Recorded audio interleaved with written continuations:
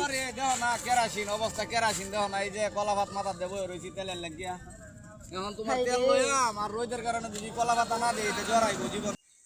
আসসালামু আলাইকুম প্রিয় দেশবাসী, দেখেন কত বড় লম্বা সিরিয়াল তেলের।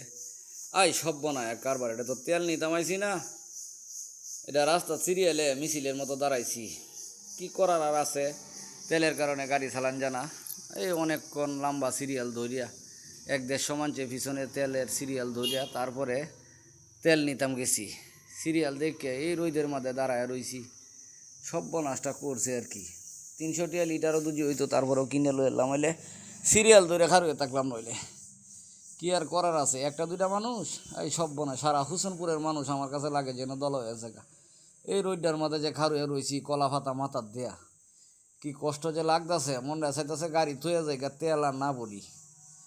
একটা দুইটা সিরিয়াল না তো 1 কিলোমিটার তফাৎ থেকে সিরিয়াল।